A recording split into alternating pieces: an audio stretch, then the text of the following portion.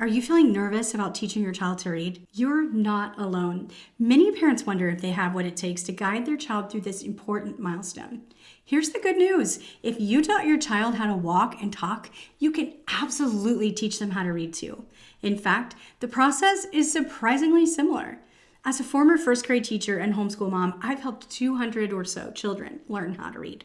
I've seen incredible excitement and absolute frustration. Today, I'm going to pull back the curtain on teaching reading and show you exactly how it's done.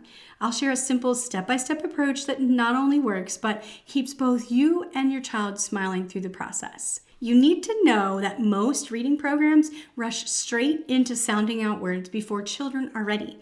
It's like trying to run before crawling. Instead, I'm going to walk you through 4 simple steps that make reading gentle and natural. We'll take it one step at a time, just like you did when you were teaching your little one to walk and talk. Step number 1, concepts of print. Now, this sounds like a super fancy idea, but it's really quite simple. Concepts of print are the foundation to how children understand books and language. You'll learn how to hold the book and where to find the book's title. Talk about the author of the book and the illustrator, explaining the differences each time until your child can explain it themselves. Show them where the text starts at the beginning of the page, how to read it left to right, and what to do when they reach a punctuation mark. All of these things can be taught naturally if you sit together every single day and read picture books aloud. As they start to master the basic concepts of print and understand how books work, you'll move on to deeper discussions. For example, have them look at the picture before you read the words and tell you what might happen next in the text. You might read a phrase and then have them use the picture to help them figure out what word might finish the sentence. Let me show you what I mean. Let's say we're reading this beginning reader together. Messy Bessie. Look at your room, Messy Bessie. See colors on the wall. Books on the... You'll stop there and let your child fill in the blank by looking at the picture. You can also do the same thing with rhyming words. Stop at the end of the sentence and let your child fill in the word that rhymes. After you've read the story together, have your child tell you what happened. You can help them to break this down by teaching them to share what happened at the beginning, the middle, and then how the story ended. All of these concepts of print are laying a fantastic foundation for learning how to read. But did you notice there's no curriculum for this? You use books on your bookshelf or from your local library. We have a free book list broken down by age level that you can download to get you started. I'll link that in the description. We've also got a themed list in our kindergarten curriculum, Backyard and Beyond, and Beginnings.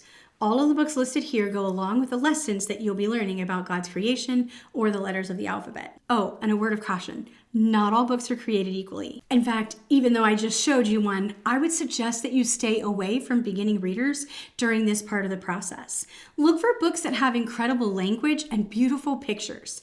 Beginning readers tend to be a bit forced and manufactured. You might also check out Grace and Truth books for a reliable selection of Christian literature.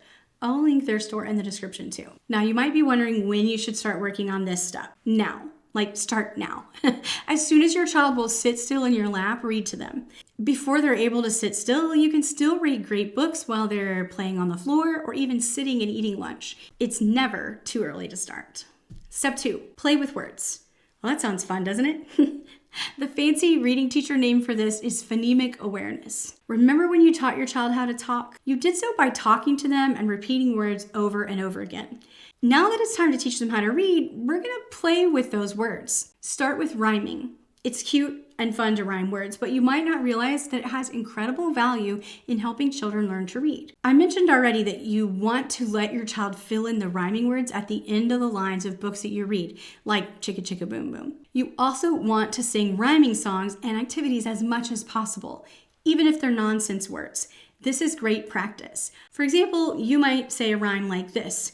Willoughby wallaby wee, an elephant sat on me. Willoughby wallaby woo, an elephant sat on you. Willoughby wallaby whim, an elephant sat on Kim. Willoughby wallaby wark, an elephant sat on Mark. We just made all of that up, right? These are nonsense words, but it's helping kids to play with the language. One of my favorite songs for this is Down by the Bay by Raffi. Google it and learn the tune if you don't know it. We also like to play with vowel sounds in songs like Apples and Bananas. I like to eat apples and bananas, and then you switch the vowels.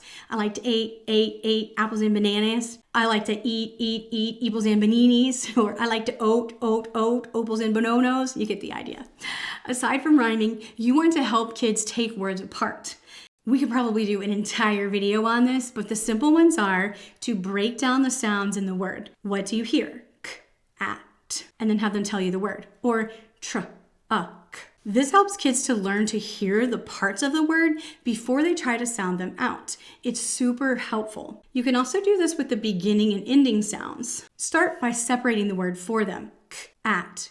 What's the first sound you hear? As your child masters this, put the whole word together.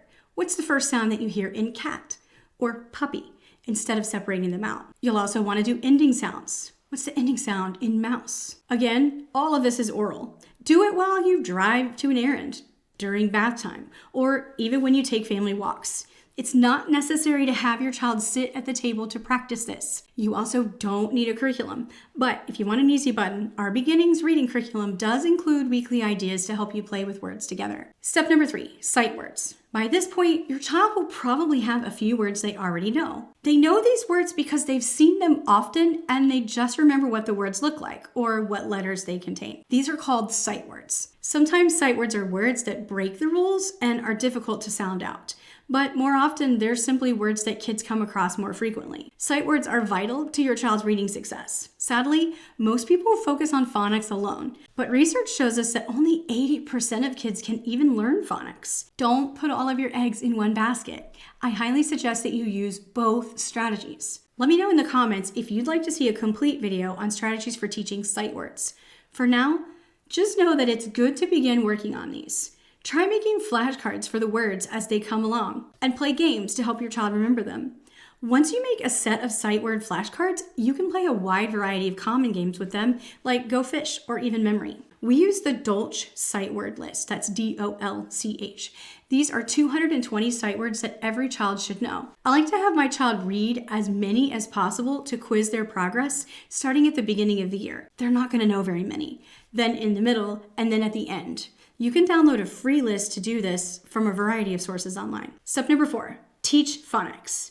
Admit it, you did not think that phonics was going to be the very last resort, did you? Phonics is the systematic method of teaching a child how to read. I do think there's a place for this, but only after we've laid the foundation of the other 3 steps. When it comes to teaching a child how to read, a systematic phonetic approach is an excellent tool. If you have been practicing phonemes, it will seem like an extension of all those fun word games. I have used a variety of products, from a resource promising to teach my child to read in a short number of days to a giant book from a Christian publisher. For some kids, anything will work. For others, you may have to be willing to try a few different things. Don't feel bad about that. I really like a simple phonetic approach such as beginnings. This curriculum starts with a Bible study and takes a gentle approach to learning first the letters and sounds. Each week, you'll find ideas for sight word practice, phonemic awareness, and hands-on letter tiles activities in addition to learning the letter of the week. You'll even get a list of great books to read together for each letter and a long list of activities to practice. Once we've mastered this step, kids move on to connections. This book lives up to its name as it helps kids connect the letters they've learned to make the words. They will also learn word families, blends, and much more. I recommend starting with beginnings in kindergarten and doing connections in 1st grade. But move at the pace that's best for your child. Which brings me to my tips and tricks for teaching reading. Number 1. Work on each step of the process for about 10 to 15 minutes at a time. No more than 4 or 5 times a day. Beginnings and connections are written with this in mind. If you choose something else, just look for a curriculum that focuses on the basics. Busy work is not only unnecessary, it can be very discouraging and even frustrating for kids. Also, don't pile on other subjects. Focus on reading until your child has mastered that. All the other subjects can wait, especially if this is a struggle. When your kids are practicing the reading in their lessons, let them practice first without you. This will allow them to build confidence and it will teach independent learning. As a bonus, when you read together, it will be much less frustrating as most people don't perform well under pressure. Assign a review book every day. This could be a book that your child has already read or even a page in their reading book. Practice builds fluency. Experts say that at least 70 to 80% of our reading should be old material so that kids can build fluency and comprehension. You're going to continue steps 1 and 2, that's reading out loud and playing with words, while working on steps 3 and 4, sight words and phonics. Some of your materials won't look like a traditional book, and that's okay. It's part of the process to read words on worksheets or on a single page. This won't be an issue because you're still going to be using real books during other parts of your day. Don't stop reading together once your child begins phonics. Next, make it a hands-on process. Have your child sit with you and hold the book. Have them point to words or follow along as you're reading. You can find fun pointers at the store for this too. When you're making words, use letter tiles and move the tiles as you're making the sounds. This makes the learning more concrete as you're using more than one of your senses to learn. Possibly most importantly, don't force this. I can't stress it enough. Not all kids are ready to read. The average age is 8 years old. Hey, that means that half of the kids are 8 and above. Let that sink in. If your 5-year-old would rather catch frogs in a mud puddle, let him. Focus on steps 1 and 2 and give him a bit more time. Sometimes kids show interest in reading early and then they get stuck. Slow down, go back and review to build the confidence. Don't push forward when this happens. A really fun strategy is to co-read your materials. What I mean is have your child read words that they know as you're reading books aloud or even in their schoolwork. This also helps build confidence, and it's one of my favorite strategies. You've probably figured out by now how important reading is. Make reading the focal point of your whole day.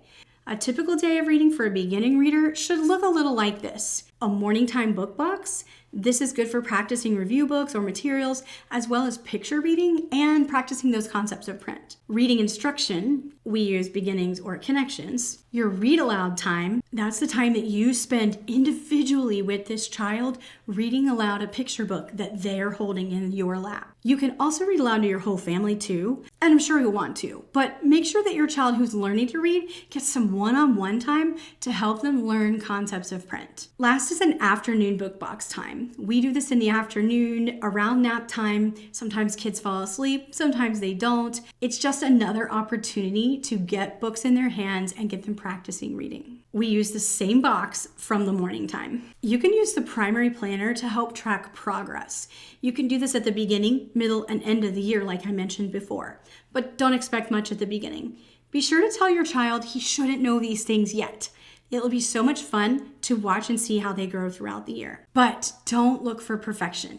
In fact, that's the overall thought that I want to leave you with. Teaching kids to read is a process. It takes time and an enormous amount of practice. Ignore people who say that their 4-year-old learned to read in 10 easy lessons.